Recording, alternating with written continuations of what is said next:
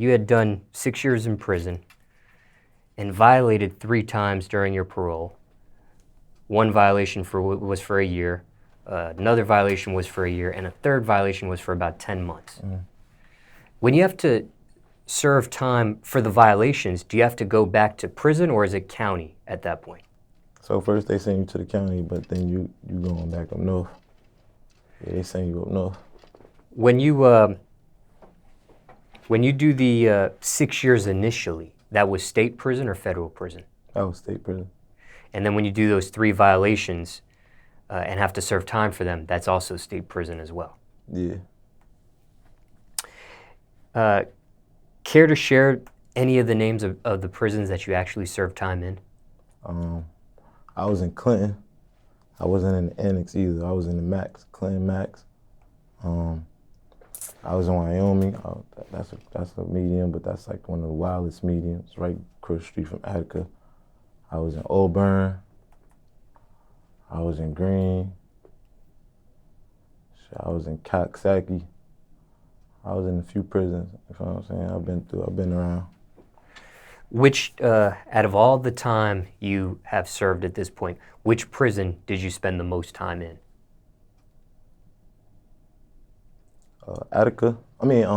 Clinton. Approximately how much time you think? I was there probably like 15 months.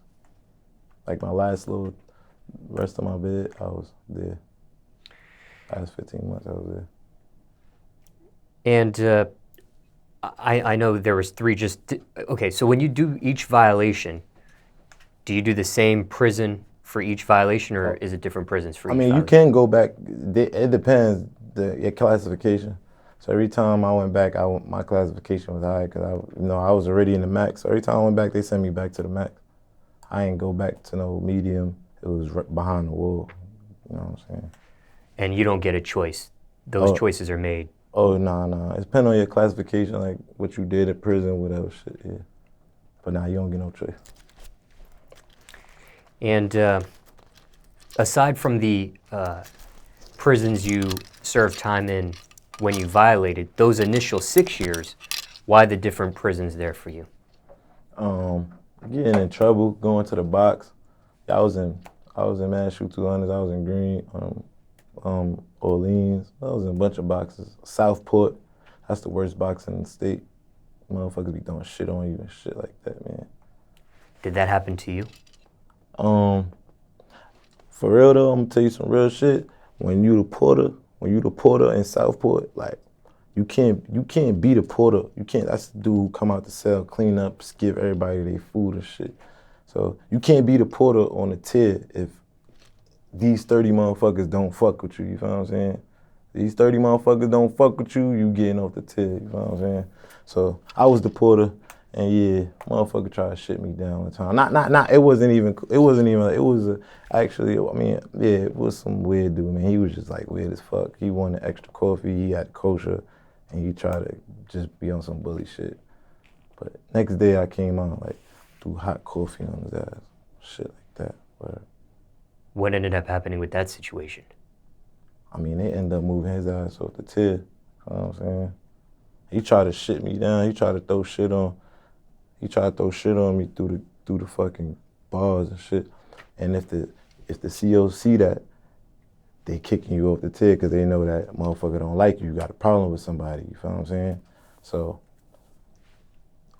all the dudes that was on the tier, I was cool with everybody, you feel me? They wanted me on the tier, so when he tried to shit me down, whatever, he threw the shit on the car, he got it on the window. I just came back, and he already had his curtain up. I was in Southport, he had a curtain up, so I couldn't do nothing. I wasn't trying to get off the tier, so everybody just maybe clean the shit off, and I got his ass the next day in the morning. Do you get reprimanded for that at all?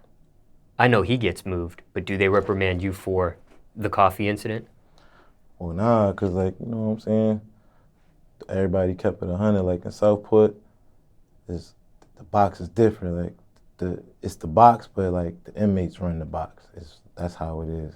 You feel what I'm saying? When it's shower time, we come out. One dude comes out, and CO let one dude out and let everybody out, come out, get a shower and shit. You feel what I'm saying? Like, you kind of control the tier. So whoever's on the tier is the nigga that's kind of most like, you know what I'm saying, everybody cool, everybody trust, everybody feel gonna be honest. You in the box, so you know what I'm saying? You gotta pass niggas shit. Niggas wanna have a good nigga on the tip, you know what I'm saying? Now that happened to you once, but did you ever throw defecation on anybody yourself? Nah, man, that shit ain't cool, man. That shit ain't, you know what I'm saying? I don't even want to put the type of person he was, but, you know what I'm saying? That shit ain't cool, man. You don't shit motherfuckers down. That's some nasty shit. Now, somebody watching this that's never been to state prison, and different prisons can feel like different things in different counties and states and things of that nature, but generally speaking, what does being incarcerated in state prison feel like for somebody watching that's never experienced that? They may have seen it in TV and the movies and hear about it in music, but never actually experienced it themselves. It could have its pros and cons. It's the worst place that you want to be, spend your life in. But I'm saying at the same time, you can get your life together in there. It depends on what you're trying to do. But overall, it's like the worst. I wouldn't wish jail on my worst enemy. Like, I don't want to see no nigga in jail. Fuck that shit. That shit's corny. Now, you've spent nearly 9 years of your life incarcerated, almost a decade. How are you in this interview talking so calm, so cool, having lived that and experienced that in your life? Shit, man. I don't even know. I be asking myself that sometimes, you feel me? But I know a lot got to do with God wanting me to be here, you feel what I'm saying? And me, myself, just driving myself here, you know what I'm saying? Now, generally speaking, what are some do's or don'ts in state prison? Maybe somebody watching this about to go to state prison themselves. And again, different states have different laws and things of that nature, but generally speaking here, what are some do's and don'ts in state prison? I mean, it got a lot of shit, so you gotta walk on eggshells when you're in there. You gotta you could learn with trial and error, or you could ask first, so. I mean, certain shit, like, don't be, in state up north, don't be walking past motherfucking cell, eye fucking his cell, looking in the cell. You know what I'm saying? You know, sneak thieving shit, backbiting shit. You know what I'm saying? Oh, don't be juggling him from a motherfucker and don't pay him back. That'll get you shot real fast. You know what I'm saying? Yeah, pretty much. Or like, for me, when I was in prison, in state prison, the OG told me the 3 Gs. You know what I'm saying? That's what got me through prison. The 3 Gs, to stay away from the gays. You know, no disrespect to them, but, you know what I'm saying? Stay away from that. Stay away from the gambling and the gangs. Those 3 things could get you in trouble, real big trouble that you don't want. You know what I'm saying? Feel me? So, whatever. That's my advice. Can somebody that's not a part of a gang, never been part of a gang, survive in prison? Yeah, for sure. Without being a part of that? Yeah, for sure. There's a lot of real niggas that's not nothing. You know what I'm saying? And they got respect too. But the gangs have a lot of respect too.